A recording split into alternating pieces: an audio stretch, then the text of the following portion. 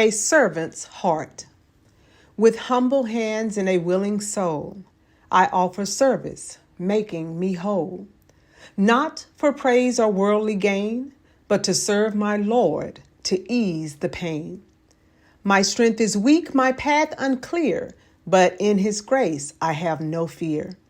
For in his arms I find my rest, a faithful servant, truly blessed. I'll lift the fallen, comfort the sore, and open doors for those who implore. With gentle words and actions kind, a reflection of the Lord I find. I'll seek his will in every deed, planting seeds of hope, a growing need. For in his love my purpose lies, a servant's heart beneath his skies. Miss Doris Jean Parker, author, was indeed a Christian servant who gave emphasis to what it meant to have humility, service, and reliance on God. For those of us that had the honor of being in fellowship with Sister Arthur, we all knew she was a leader and a champion of excellence in her service as a member, Sunday school superintendent, Nurture for Baptist Church's teacher, and as a member of the BM&E State Congress Finance Department. Sister Arthur gave her full measure of service to the cause of Christ without reservation. We will now hear from two church members that will surely shed even greater light on what she meant to the Mount Sinai church family.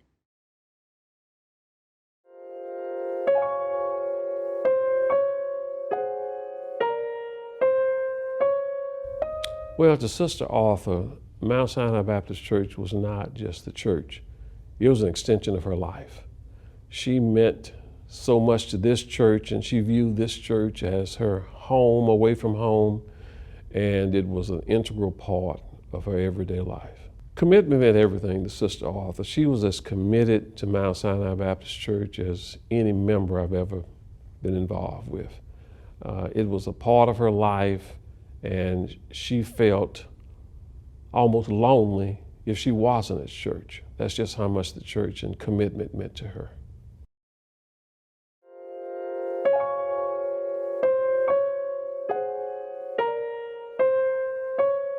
With Sister Arthur, she was a very patient person when it came to dealing with people that had been unchurched. She was very serious about people that had been here for a while and wanted to make sure that they followed rules, regulations, and policies. But she was a stickler for details. One of the qualities I think about is Sister Arthur was so committed that she not only supported the Sunday school, but she was here for the Baptist Training Union. She was here when we had Deacon and Deaconess Annual Day. She was here for family roundups, any activities in the church. She felt a commitment to be here, to be present, to give all of her attention, and to support those activities. And she was more involved in activities than any member I can think of.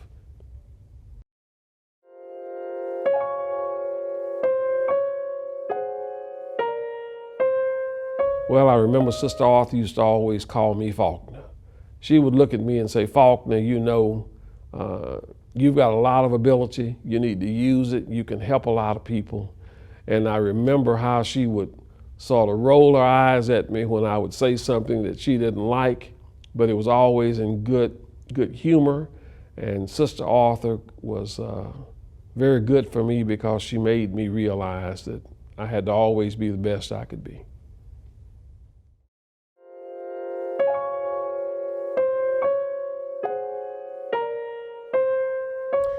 I think her faith journey is like that of so many of those charter members.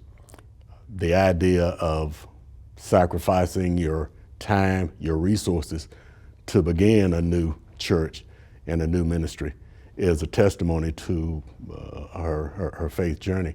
And certainly that's just an example of the beginning of it.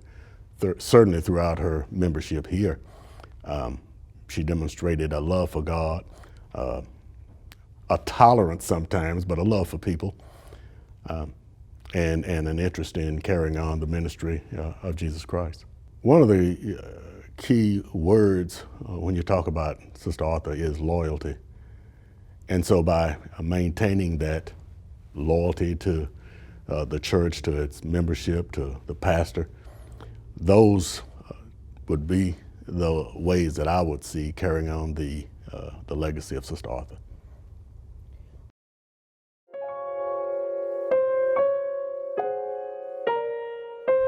Sister Arthur had a good heart. Sometimes it was hard to see because she could be rather pushy at times, but it was always for a good purpose. And as long as we keep focused on the purpose of the works, I think the good feeling about Sister Arthur is maintained. I think she got the most joy just being here. She was here for almost everything, but she enjoyed telling people what to do, and she enjoyed seeing those things being done and the result of those things. She liked the idea that, yeah, her ideas were solid, whether they were her ideas or the pastors or whoever, they were solid, but she was able to implement them. It's one thing to have an idea, it's another to see it follow through, and I think that gave her a lot of joy.